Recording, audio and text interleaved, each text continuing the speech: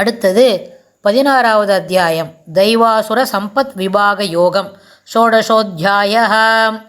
இந்த 16வது அத்தியாயத்தில் பெருமாள் எதெல்லாம் நம்ம தெரிஞ்சுக்கணும், எது அசுர சுபாவம், எது தெய்வ சுபாவம், எது தேவகுணங்களுக்கு ஏற்பது அப்படின்றதெல்லாம் பற்றி சொல்லி கொடுக்குறார். ஆனால் அதுக்கு முன்னாடி கீதார்த்த சங்கிரகம் அப்படின்னு ஆளவந்தார் எழுதின அந்த ஸ்லோக தொகுப்பில் அது என்ன பண்ணியிருக்கார், முதல்ல ஒரு ஸ்லோகம், அந்த ஸ்லோகம் 18 அத்தியாயத்துக்கும் சேர்த்தது. அப்புறம் 1லேருந்து 6 ஸ்லோகம் இருக்குது, அது முதல் 6 அத்தியாயத்துக்கு சொல்லியிருக்கார். அப்புறம் 7லேருந்து 12 வரைக்கும், அந்த 7லேருந்து 12 வரைக்கும் இருக்கிறதுல அதில் ஞான கர்ம நிர்வர்த்தையா அப்படின்னு சொல்லி 7லேருந்து 12 அத்தியாயத்து வரைக்கும் மத்தியமே யாதா, அதாவது நடுவில் இருக்கிற அந்த 6 அத்தியாயத்துக்கும் என்ன சொல்கிறார், ஞான கர்ம அபிநிர்வர்த்தையா அப்படின்னு சொல்லி அது அடைவது சித்தையே, அதை அடைவது எப்படி, அதுக்காக என்னெல்லாம் கிடைக்கும் அப்படின்னு சொல்கிறது தான் 7லேருந்து 12 வரைக்கும் இருக்கிற அந்த நடுவில் இருக்கிற 6 அத்தியாயங்கள். 3வது 6 அத்தியாயம் என்ன, 13லேருந்து 18 வரைக்கும். அந்த 13லேருந்து 18 வரைக்கும் இருக்கிற இடத்துல அதில் என்ன சொல்கிறார், முதல்ல தத்துவ விசாரம் 3 அத்தியாயத்தில் சொல்கிறார், 13, 14, 15. அது இப்போ தான் நம்ம பார்த்தோம் புருஷோத்தம யோகத்துலேயும், அதுக்கப்புறம் க்ஷேத்திரஜ விபாக யோகத்தில். அதில் எல்லாம் நம்ம என்ன பார்த்தோம், இந்த தத்துவ விசாரம், பெருமாள் தான் எல்லாமே, அவர் என்ன சொல்கிறார், நான் எல்லாமாக சேர்ந்து எல்லாவற்றிற்கும் உள்ளே நுழைந்து சிருஷ்டியை ஆரம்பிக்க போகிறேன் அப்படின்னு சொல்லி பண்ணுறதெல்லாம் நம்ம பார்த்தோம். அடுத்தது உபாய விசாரம், உபாய விசாரத்தை தான் 16, 17, 18 அந்த 3 அத்தியாயத்திலையும் சொல்லி கொடுக்குறார். அதாவது பிரதான புருஷா வெக்தா சர்வேஸ்வரா விவேச்சனம் அப்படின்ற அந்த ஒரு வரியில் சர்வேஸ்வரா விவேச்சனம். இப்போ தான் நம்ம பார்த்தோம் புருஷோத்தம யோகத்தில் பெருமாள் எல்லாம் தானே தான், தன்னுடைய முயற்சினால தான் எல்லா ஜனங்களுக்கும் எல்லா பசு பட்சி இருக்கிற ஜீவராசிகள் அனைத்தும் என்ன பண்ணுறது, புருஷன் அப்படின்னு சொன்னாலே என்ன, ஜீவாத்மா, அந்த ஜீவன் என்ன பண்ணுறது, அது தனக்கு வேண்டிய விருத்திகளை செய்கிறதுக்காக இருந்தாலும் ஒரு ஆண் பிறக்கிறதுக்கும் ஒரு பெண் பிறக்கிறதுக்கும் என்ன முயற்சி வேணுமோ அதையும் பெருமாள் தானே எல்லாருக்கும் நின்று, அதாவது விருத்தி பண்ணுறதுக்கும் தானே முன்ன நிற்கிறார். பயிரெல்லாம் பயிரினங்கள் வளர்கிறதுக்கும் பசு பட்சி போல மிருகங்களோட வளர்ச்சிக்கும் தானே முன்ன இருந்து எல்லாவற்றிற்கும் அந்தர்யாமையாக இருந்து செய்கிறேன் அப்படின்னு சொல்கிறதா என்ன, வெக்தா சர்வேஸ்வரா விவேச்சனம். வெளிப்படையாக தெரிகிறது எல்லாம். இப்போ பிருத்திவி, மகான், அப்பு, தேய், வாயு, பூதங்களை பற்றி பேசுகிறோம். மகான் சொன்னால் எல்லாருக்கும் தெரியாது, அது என்ன இருக்கும், மறைவாக இருக்கும். மகானே மாறி பஞ்சபூதங்கள் என்ன, நிலம், நீர், காற்று, அது மாதிரி மாறினாலும், அப்புறம் பஞ்சேந்திரியங்கள் கண், மூக்கு, காது, செவி, அப்புறம் அதுபோல் அதனோட பார்க்கக்கூடிய ஒளி, அப்புறம் ஒலி, தொடு உணர்ச்சி, டாக்டைல், அதுபோல் இருந்தாலும் மகான் என்னும் பொழுது அது என்ன தெரியாது. பிருத்திவி, அப்பு, வாயு, தேயுன்னு மாறின உடனே அது எல்லாருக்கும் வியக்தமாக பார்க்க முடியும், பார்த்து தெரிஞ்சுக்க முடியும், வாட் இட் இஸ்னு நம்மளுக்கு தெரிய வரும். அதுபோல் அந்த முதல் 3 அத்தியாயம், அதாவது 13, 14, 15 வெக்தா சர்வேஸ்வரா விவேச்சனம், சர்வேஸ்வரனே ஸ்ரீமன் நாராயணனே எப்படி எல்லாத்துலேயும் இருக்கார், தன்னுடைய அந்த ஒரு சக்தியினால் இந்த உலகத்தை எப்படி நடாத்தி கொண்டு வருகிறார், நடாத்தி முடிக்கிறார், நடாத்தி கொண்டு வருகிறார், it is a present continuous அப்படின்னு பெருமாள் அதை சொல்கிறார். அடுத்த வரியில் அப்படி சொல்கிறத அந்த முதல் வரியில் காட்டி கொடுக்குறார் நமக்கு ஆச்சாரியர். அடுத்தது கர்ம தீஹி பக்திஹி இத்தியாதி பூர்வசேஷா அந்திமோதிதா. அடுத்த பாக்கி விட்டு போன விஷயங்கள்லாம் இன்னும் சொல்லவே இல்லைல்ல, அப்படி சொல்ல வரும்பொழுது அது எல்லாத்தையும் சொல்லி முடிக்கச்சே அது பாக்கி இருக்கிற 16, 17, 18 கர்மதி பக்திஹி இத்தியாதி பூர்வசேஷா அந்திமோதிதா அப்படின்னு அடுத்த வரியில் இருக்கிற அந்த வரி மூலமாக அடுத்த 3 அத்தியாயத்தில் என்ன சொல்கிறாருன்னு சொல்லி கொடுக்குறார். ஆனால் இந்த பக்தி யோகத்தை முடித்த உடனேவே சர்வாந்தர்யாமி தான் எல்லா ஜீவனங்களும் உயிரினங்கள் அனைத்தும் அது நிற்பதற்கும் நடப்பதற்கும் அது தன்னுடைய கர்மானுசாரேனவோ அது ஒரு விருத்தி அடையிறதுக்கே தான் முக்கிய காரணம் அப்படின்னு பெருமாள் சொல்கிறார். அது என்ன பண்ணுறார், சர்வேஸ்வரா விவேச்சனம் முழுமையாக தெளிவாக சொல்லிவிடுறார். ஆனால் அதிலெல்லாம் விட்டு போனது சிலதெல்லாம் இருக்கும் இல்லையா, கர்ம தி பக்தி இத்தியாதி இதெல்லாம் என்ன இருக்குது அப்படின்னு சொன்னால், அப்போது அச்சேதனம்லாம் என்ன, தானாக ஒன்றும் பண்ண முடியாது. இந்த பழம், இந்த புடவை, வேஷ்டி, அப்புறம் இங்கே டேபிள் மேலே இருக்கிற புஸ்தகம், இதெல்லாம் என்ன பண்ணாது, அதுக்கு தானாக எதுவும் செஞ்சுக்க தெரியாது. அது நம்ம தான் எதான அதுக்கு பண்ணணும். புஸ்தகத்தை துணியன்னா நம்ம தான் மடித்து வைக்கணும். பழம் என்ன சொன்னால் நம்ம தான் அதை எடுத்து பார்க்கணும். இந்த பழம் எப்படி இருக்குது, நல்லா இருக்கா இல்லையா, சுத்தமாக அலம்பி இருக்கணும். அதுக்கு சம்ஸ்காரம் எதான பண்ணி தான் பெருமாளுக்கு அதை சமர்ப்பிக்கணும். கடையிலேருந்து வாங்கி அப்படியே கொடுக்கக்கூடாது. அதை நல்லா அலம்பி அது மேலே எதான பேப்பர் ஒட்டியிருந்தால் அதெல்லாம் எடுத்துவிட்டு அப்புறமா அதை பெருமாளுக்கு சமர்ப்பிக்கணும். அதாவது மகான் சொல்லும்பொழுது அது எப்போ தெரியாது சொன்னோம். அப்புறம் பஞ்சேந்திரியங்கள், பஞ்ச தன்மாத்திரங்கள் அப்படின்றதெல்லாம் நம்ம என்ன பண்ணலாம், அது எல்லாத்தையும் கொஞ்சம் கொஞ்சமாக வியக்தமாக காட்ட ஆரம்பித்த பிறகு இதெல்லாம் பிருத்திவியில் சேர்ந்தது, சிருஷ்டியில் இதெல்லாம் ஒன்றுபட்டது அப்படின்னு நம்ம சரிக்கூடாது. அப்போ என்ன சொல்கிறார் பெருமாள், நானே எல்லாமாக உருவு எடுக்கப் போகிறேன் அப்படின்னு சொல்கிறார். இந்த இடத்துல புருஷன்னு சொன்னால், புருஷன் என்றால் ஜீவன் என்று பொருள். அப்புறம் கர்மயோகத்தை பற்றியும், தீஹி ஞான யோகத்தை பற்றியும், பக்தி யோகத்தை பற்றியும் என்ன சொல்கிறார், இந்த வரப்போகிற அத்தியாயத்தில் விட்டு போன விஷயங்கள்லாம் இதெல்லாம் கர்மா பண்ணணும். எப்படிப்பட்ட கர்மா பண்ணணும், எதுக்கு பண்ணணும், எந்த கர்மாவில் ஈடுபாடோடு பண்ணணும். அப்போ தான் சொல்கிறார், தன்னுடைய கர்மாவை விடாமல் தவறாக செய்தாலும் ஏற்றுக்கொள்ளப்படும். ஆனால் இன்னொருத்தரோட கர்மாவாக இருந்து அதை கரெக்டாக செய்தால் கூட அது என்ன பண்ண முடியாது, எடுத்துக்கொள்ளப்பட மாட்டாது அப்படின்னு பெருமாள் சொல்கிறார். அதுபோல் அப்போ அவ்யக்தம் என்று சொன்னால் எட்டி நிற்கிறோம். இப்போ நம்ம இந்த இடத்துல உட்காந்துருக்கோம், ஒரு 10 அடி தூரத்தில் ஏதோ ஒரு மாலை வச்சுருக்கு அப்படின்னு சொன்னால் அது என்ன மாலைன்னு வேணால் பூ மாலை இருக்குது, ரோஜாப்பூ இருக்குது, வாசனை அடிக்கிறது அப்படின்னு வேணால் சொல்லிட முடியுமே தவிர, ஆனால் அதில் எத்தனை பூ இருக்குது, என்ன கலரில் இருக்குது, அதெல்லாம் எப்படி கட்டியிருக்கு அப்படின்னு வியக்தமாக தெரியாது. ஆனால் கிட்டக்க போய் பார்த்த பிறகு கிளாரிட்டி இருக்கும். 4 பூ வச்சுருக்கு, 4 ரோஜாப்பூ இருக்குது, 4 வாசனை இல்லாத ரோஜாப்பூ தான், அதுவும் அதுக்கு கலர் வச்சுருக்கு அப்படின்னு நம்ம பார்த்து தெரிஞ்சுக்கலாம். அவ்யக்தம் என்ன சொன்னால் கிளியராக இல்லை, நாட் கிளியர், கிளாரிட்டி குறைபாடுடையதாக இருக்குது. ஏன்னா நம்ம எட்டி இருக்கிறோம், நம்ம கிட்டக்க போய் பார்த்து அனுசரிக்கலை, கிட்ட போய் அது பார்த்து அனுபவிக்கலை, அதனால் அது அவ்யக்தமாக இருக்குது, கிளியராக தெரியல. ஆனால் கிட்ட போயிட்டு நம்ம அந்த எந்த இடத்துல பூ மாலை வச்சுருக்குதோ, இல்லை எந்த சாமானை பற்றி நம்ம தெரிஞ்சுருக்கணுமோ, அது எந்த டேபிளில் இருக்கோ, அது கிட்ட போய் நம்ம நின்ற பிறகு அது என்னதுன்னு நம்ம கிளியராக தெரிஞ்சு விடுறது. அப்போ அதுபோல் வியக்தமாக தெரியறதுக்கு சில முயற்சிகளெல்லாம் பண்ணி பெருமாள் இங்கே இந்த அடுத்து வரப்போகிற 3 அத்தியாயம் இருக்கே, 16, 17, 18, அதில் எல்லாம் கர்மாவை எப்படி சிறப்பாக செய்யணும், அது எப்படி இருக்கணும். தபோப்பியச்சதை, அதாவது எதெல்லாம் எப்படி தரணும், ஒரு தபஸில் ஒன்று தெரிஞ்சுக்க முடியும். கர்மாவை தபஸ் போல் செய்தால் அதில் ஒரு தெளிவு பிறக்கும். அதே மாதிரி ஞானத்தை ஒரு தபம் போல் செய்து அதில் எல்லாத்தையும் நம்ம புரிஞ்சுக்கணும்னு ஆரம்பித்தா அதில் கொஞ்சம் தெளிவு பிறக்கும். அதுபோல் பக்தியும் தெளிவாக அதில் ஒரு ஈடுபாடோடு செய்தால் அதுலேயும் ஒரு தெளிவு பிறக்கும். எங்கே மேலே நம்மளுக்கு தெளிவு ஓணுமோ அதை தொடர்ந்து நம்ம செய்துட்டே வந்தால் அதில் நிச்சயமாக கொஞ்ச நாள் கழித்து அந்த எக்ஸ்பீரியன்ஸ்னு ஒன்று வரும் இல்லை, அதனால் நம்மளுக்கு நிறைய தெளிவு பிறக்கும். ஆனால் பெருமாளை தெரிஞ்சுக்கணும் ஒன்று, அடுத்தது பெருமாளுக்கு சரணாகதி பண்ணணும். பெருமாளுக்கு தெரிஞ்சுக்கணும்னு சொன்னால் நம்ம இங்கேருந்தே எல்லாத்தையும் கர்மா பண்ணினோடனேவே நம்மளுக்கு அதுபோல் அனுபூதி கிடைக்குமான்னா அப்படிலாம் கிடைக்காது.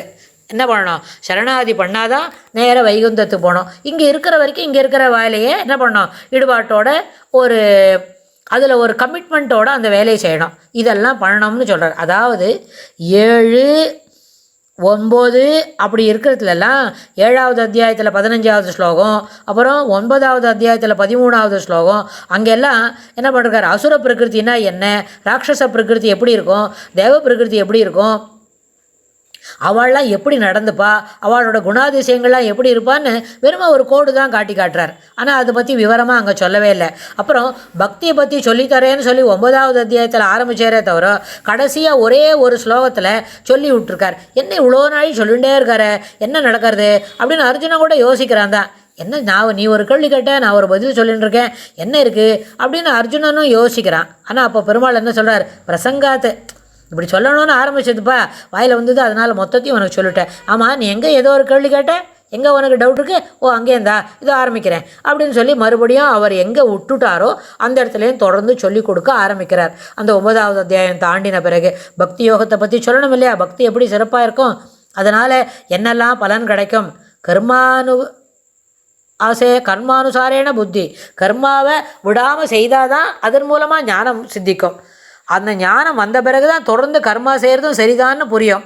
இந்த கர்மானுஷ்டானத்தையும் ஞானத்தையும் தொடர்ந்து அனுசரிக்கிறதுனால தான் அதன் மூலமாக பக்தி பிறக்கும். முதலெடுத்தோடனே பக்தி வந்தால் போகிறோம் அப்படின்னு சொன்னால் அப்படி திடீர்னு நடுவில் திடுதுப்புன்னு அங்கே வராது. உனக்குன்னு விதிக்கப்பட்ட எல்லா கர்மாக்களையும் விடாமல் செய்ய வேண்டும். அதில் குறைபாடு இருக்கலாம். இப்போ பெருமாளுக்கு ஆராதனை பண்ணணும் அப்படின்னு சொன்னால் ஒரு பிராமணன் ஆராதனை பண்ணோம் வைஷ்ணவன் அப்படின்னு சொல்லி ஆரம்பித்தா முதல்ல அந்த பிராமணன் என்ன பண்ணோம், 3 வேளை சந்தியாவந்தனத்தை நிறுத்தாத பண்ணணும். அப்புறம் அர்க்கியம் விடும்பொழுது அதை எப்படி கொடுக்கணுமோ அந்த காயத்ரி மந்திரத்தை அந்த அக்ஷரம் மாறாமல் சொல்லணும். அதுக்கப்புறம் அவர் அந்த அர்க்கியம் விட்ட பிறகு அஷ்டாட்சரம் துவாசாட்சரம் ஜபம் பண்ணணும். இதெல்லாம் அனுஷ்டானங்கள். தினம் எழுந்து குளிச்சு பல தேய்ச்சி சொக்கா நெஜார் போட்டு ஆஃபீஸ் போகிறது எப்படி சாதாரண விஷயம் ரொட்டீனோ அதுபோல் அந்த வைஷ்ணவன் இந்த வேலையை செய்யணும். இந்த 3 வேளையும் சூரியனுக்கு அர்க்கியம் கொடுக்கத்தான் வேணும். அப்புறம் சந்தியாவந்தனம் பண்ணிட்ட பிறகு அஷ்டாட்சரம் துவாசாட்சரம் ஜபம் பண்ணணும். அதுக்காக 10,000 10 லட்சம் அப்படிலாம் இல்லை. நம்மளுக்கு முடிஞ்ச அளவுக்கு அந்த அஷ்டாட்சரம் துவாசாட்சரம் ஜபம் பண்ணிட்ட பிறகு அதுக்கு பிறகு புருஷ சூக்தம் சொல்லுவதற்கு தெரிஞ்சு கொள்ள வேண்டும். புருஷ சூக்கம் சொல்கிறதுக்கு 20 நிமிஷம் ஆகும், 1 மணி நேரம் ஆகும், எவ்வளோ ஆகுமோ தெரியாது அப்படின்னு சொன்னால் அதை உபாயமாக கற்றுண்டே வந்து ஒரு 10 நிமிஷமாவது சொல்கிறதுக்கு தெரிஞ்சுக்கணும். இது தெரிஞ்சின்ற பிறகு தான் பெருமாளுக்கு ஆராதனை பண்ணணும், கைங்கரியம் பண்ணணும். ஏதோ ஒன்று நம்மாத்தில் என்ன தளிகை பண்ணுறோமோ அந்த தளிகையை சுத்தமானதை அன்னன்னைக்கு புதுசாக பண்ணி பெருமாளுக்கு சமர்ப்பித்து அவருக்கு சுவாமிக்கு கண்டருளை பண்ணிவிட்டு அதுக்கப்புறம் என்ன பண்ணணும், ஆகாரம் எடுத்துக்கணும். இது வார நாளில் தினம் பண்ண முடியாட்டா கூட சனி ஞாயிறில் லீவ் வருதுன்னா அன்றைக்கி என்ன பண்ணணும், இது எல்லாத்தையும் புருஷ சூக்தத்தை கற்றுக்கிறதுக்கு ஒரு கிளாஸுக்கு போகணும். ஒரு 4 மாதம் கிளாஸுக்கு போனால் தான் என்ன பண்ண முடியும், ஒரு 10 வரியாவது நினைவில் வரும். அதுக்கப்புறம் ஆழ்வார் பாசுரங்கள் அந்த சாத்துமுறைக்கு உள்ள ஸ்லோகங்கள்லாம் சொல்ல தெரிஞ்சுக்கணும். இது எல்லாத்தையும் சொல்ல தெரிஞ்சின்ற பிறகு ஆராதனை பண்ணணும். அப்பொழுதுதான் அது ஏற்றுக்கொள்ளப்படும். அது இல்லாமல் யாரோ ஒருத்தர் சொன்னால் போச்சே ஒரு வாட்டி பண்ணலாம், வரச்சே ஒரு 5 நிமிஷத்தில் பெருமாள் எல்லாம் பண்ணி முடிச்சு விடுவார் அப்படின்னு சொன்னால் அது ஒரு காரியம் நம்ம விடாத பண்ணுறோம்னு வேணால் எல்லாமே தவிர அது ஏற்புடையதில்லை. ஏன்னு சொன்னால் பெருமாளை நம்மாத்துக்கு வந்திருக்கிற ஒரு பெரிய இளவரசன், மரியாதைக்குரியவன், அவனை எப்படி வரவேற்கணும், எப்படி செய்யணும் அப்படின்னு இந்த லோகாயுதமான நம்ம ஊரில் இப்போ சில பழக்க வழக்கங்களை வச்சுருக்கோம் இல்லையா, அதற்கும் மேலாக இவன் வரத்தக்கவனோ, நம்மள்கிட்ட வந்துட்டானே, இவனை நல்லபடியாக கவனித்து அனுப்பணும், இவனுடைய உள்ளம் குளிர்வதற்கு செய்ய வேண்டும் அப்படின்ற ஒரு அந்த வாஞ்சையினால் நம்ம செய்துட்டா அதற்கு நிறைய என்ன பண்ணணும், மெனக்கடணும். இதெல்லாம் தெரிஞ்சுக்கணும். தெரிஞ்சின்ற பிறகு அந்த பூஜை புனஸ்காரங்கள் அந்த ஒரு நாளில் செய்யக்கூடிய எல்லாவற்றையும் செய்ய வேண்டும். இதற்கு எதுக்காக இங்கே இப்போ இதை சொல்கிறோன்னு சொன்னால் அதுபோல் அந்த பக்தின்னு வரும்போது அது எண்டு ப்ராடக்ட் தான். அதை முதல்லையே சொல்லணும்னு அவசியம் இல்லை.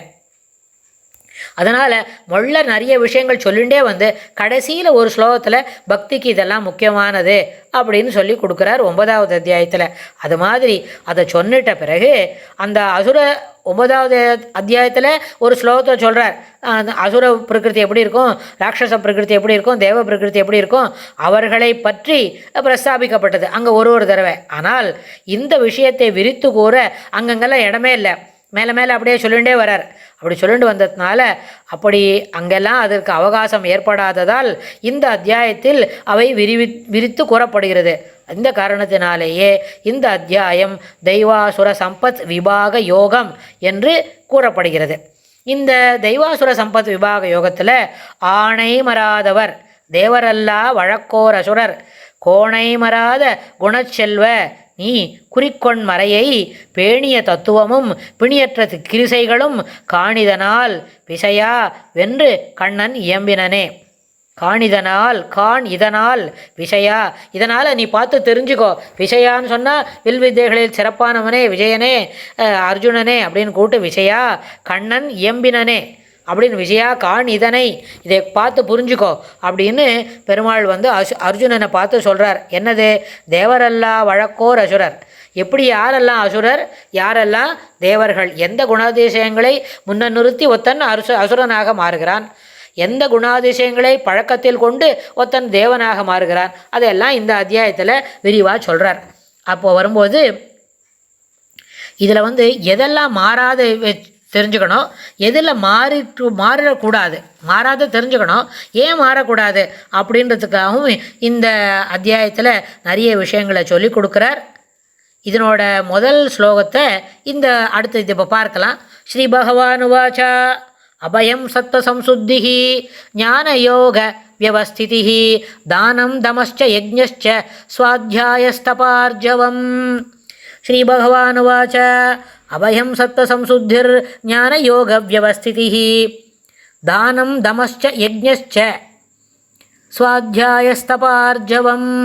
ஸ்வாத்யாய தபஹ ஆர்ஜவம் அப்படின்னு சொல்கிறார். அபயம் பயம் அபயம். பயம்னா என்ன? இப்போ இது என்ன நடக்குமோ, நாளைக்கு நன்னாபடியாக பரீட்சை எழுதுவோமோ, பரீட்சை படித்தது போகிறோமோ போகாதோ அப்படின்னு படிக்கிற பசங்களாக இருந்தால் அப்படின்னு நினச்சிக்கணும். அப்புறம் ஒரு இப்போ 7-8 பேருக்கு தலியை பண்ணி வச்சுருக்கோம், நம்ம மாற்றுக்கு சாப்பிட வரேன்னு சொல்லிருக்கா, பண்ணியிருக்கிறது போகிறோமோ போகாதோ, சரி அவசரமானா இன்னொரு தடவை பண்ணணுமோ வேண்டாமோ அப்படின்னு. இதில் முக்கியமாக என்ன சொல்லணுன்னா, நமக்கு பிடித்தது பிரிந்து போகுமோ, நாம் இத்தனை நாளாக பழக்கத்தில் வச்சுட்டுருக்கோமே, அந்த பழக்கத்தில் இருக்கிறத நம்மளை விட்டுட்டு போகுமோ, அப்படி இல்லைன்னா பிடிப்பில்லாதது விருப்பம் இல்லாத நம்மளுக்கு வந்து சேருமோ அப்படின்ற ஒரு எண்ண ஓட்டங்கள் இருக்கே, அதுதான் பயம். அந்த மனோவிகாரம் தான் பயம். அதாவது நமக்கு பிரியமானது பிரிந்து போகுமோ அல்லது பிரியமில்லாதது வந்து சேருமோ என்ற எண்ணத்தால் ஏற்படும் மனோவிகாரமே பயம் எனப்படும். அவமானம், வியாதி, பொருள் நஷ்டம், உறவினர் பிரிதல், ராஜதண்டனை, மரணம் முதலியவற்றினால் ஏற்படும் பயம் சகஜமானது. இதில் ஒன்றும் பிரச்சனை இல்லை, சாதாரணமாக எல்லாருக்கும் ஏற்படக்கூடியதான். வாழ்க்கையில் இது எல்லாம் ஒரு நேரத்தில் எப்போது சிலதெல்லாம் நடக்கும். அதில் இன்டென்சிட்டி மாறுபடும். ஒரு வீட்டில் ஒரு மரணம் நடந்திருக்கு, ஒருத்தர் இப்போ என்ன பண்ணியிருக்கார், ஆச்சாரியர் திருவடியை அடைஞ்சிருக்காருன்னு சொன்னால், அந்த நஷ்டத்தினால தனி மனிதனுக்கு என்ன குறைபாடு வருதோ அதுக்கு ஏற்ற மாதிரி அந்த பயம் இருக்கும். அதற்கு ஏற்றார் போல் அதனுடைய அந்த மனம் இருக்கே அது தவிக்கிறது நடக்கும். அதனால் கொஞ்ச நாள் பட என்ன பண்ணோம், காலத்தினால் மாறாதது எதுவுமே இல்லை, காலம் எல்லாத்தையும் நேராக்கும் அப்படின்னு சொல்லும்போது இந்த மாதிரி ஏற்படக்கூடிய பயம், இந்த துக்கம் எல்லாம் சகஜம்தான், இது ஏற்புடையது தான். ஆனால் இவை ஒன்றிற்கும் அஞ்சாத குணம் இருக்கே, ஆமாம் அவனுக்கு காலம் முடிஞ்செடுத்து போனால் போகிறான், ராஜதண்டனை தானே, என்ன தான் வந்து பார்க்கலாம் அப்படின்னு சொல்லி இதுலேருந்து மாறுபட்டு தைரியமாக இருக்கிறது அபயம். எது நடக்குமோ எது நடந்து விடுமோ, ஏற்புடையது ஏற்றுக்கொள்ளப்பட மாட்டாதோ அப்படின்னு நினைக்கிறது பயம். அந்த மனோவிகாரம் பயம், அதிலேருந்து மாறுபட்டு தெளிவாக இருக்கிறது அபயம். அதனால்தான் பெருமாள் முதல்ல ஆரம்பிக்கச்சேவே அபயம் அச்சமின்மை, சம்சுத்திகி மன தூய்மை, ஞானயோக வியவஸ்திதி ஞானத்திலும் யோகத்திலும் நிலை பெறுதல், தானம், அப்புறம் தமஹாச்ச புறக்கரணங்களை அடக்குதல், யஜ்ஞஹாச்ச யஜ்ஞம், சுவாத்தியாய சாஸ்திரங்களை ஓதுதல், தபஹ தவம், ஆர்ஜவம் நேர்மை, இவையெல்லாம் ஏற்றுக்கொள்ள, இதையெல்லாம் ஒருத்தருக்கு இருக்கணும் அப்படின்னு சொன்னால் இவை அனைத்தும் என்ன பண்ணணும், ஒருத்தருக்கு நல்ல விதமான தெய்வ சம்பத்தோடு பிறந்திருக்கிறவன் அப்படின்னு சொல்கிறத பொறுக்க. அதில் தெய்வ சம்பத்து முதல்ல என்ன சொல்கிறார், தெய்வ அசுர சம்பத்து தானே சொல்கிறார். முதல்ல தெய்வ சம்பத்துன்னு சொன்னால் அச்சமின்மை, மன தூய்மை, ஞான யோக விவஸ்திதி ஞானத்திலும் யோகத்திலும் நிலை பெற்று இருக்க வேண்டும் என்கிற மனம், தானம் எல்லாவற்றிற்கும் பெரிய வரியார்கொன்று ஈவதே ஈகை, அடுத்தவனுக்கு இல்லாதவனுக்கு கொடுக்கக்கூடிய ஒரு மனம், அப்புறம் தமஹாச்ச புறக்கரணங்களை அடக்குதல், யஜ்ஞஹாச்ச யஜ்ஞம், சுவாத்தியாயம் என்றால் சாத்திரங்களை ஓதுதல், நல்ல என்ன நூல்களை படித்து அறிந்து மொழிதல், அப்புறம் தபஹன்னு சொன்னால் தவம், ஆர்ஜவம் என்றால் நேர்மை. இவை அனைத்தும் தெய்வ குணங்கள். அதாவது ஒருத்தனுக்கு தெய்வத்தோட அனுகிரகம் இருக்குது அப்படின்றத புரிஞ்சுக்கிறதுக்கு உண்டான ஒரு சின்ன அறிகுறிகள். அதாவது சத்வசம்சுத்திகி என்றால், சத்துவம் என்றால் அந்த கரணத்தின் பரிசுத்தம், ஆர்ஜவம் என்பது 3 கரணங்களின் நேர்மை, மனோவாக்காயம், இதில் இருக்கிற நேர்மை, மனசில் நேர்மையான எண்ணங்கள் இருக்கணும், பேசுவது தெளிவாகவும் சிறப்பாகவும், என்ன positive words, positive thoughts process இருக்கணும். அதுக்கப்புறம் வாக்காயம் இருக்கே, சரீரமும் அதற்கேற்ப நடந்து கொள்ள வேண்டும். மனசேகம் வச்சசேகம் கர்மண்யேகம் மகாத்மனாம், இதெல்லாம் அபயம் என்று சொன்னால் துவயா நாதேச தேவேச சர்வாபத்யோ பயம் நஹி அப்படின்னு சொல்கிறார். திரௌபதி என்ன சொல்கிறார், நீயே எனக்கு நாதனாக இருந்து இந்த எல்லாரையும் காப்பாற்றக்கூடிய நாதன் என்று சொல்லால் காப்பாற்றக்கூடியவனாக இருந்தால் வேறு எந்த விதமான சர்வ ஆபத்திற்கே எந்த விதத்தினால கிடைக்கக்கூடிய ஆபத்தினாலும் எனக்கு பயமில்லை. அப்படின்னு சொல்கிறா இந்த ஸ்லோகத்தில். அதனால் பயம் என்பதிலிருந்து விடுபட்டவன் ஒரு தெய்வ பிறவி அப்படின்னு இந்த முதல் ஸ்லோகத்தில் பெருமாள் சொல்லி கொடுக்குறார். அடுத்த ஸ்லோகத்தில் இன்னும் என்ன விரிவாக சொல்கிறதான்றதை நம்ம பார்க்கலாம். ஸ்ரீகிருஷ்ணாய துப்யம் நமஹ.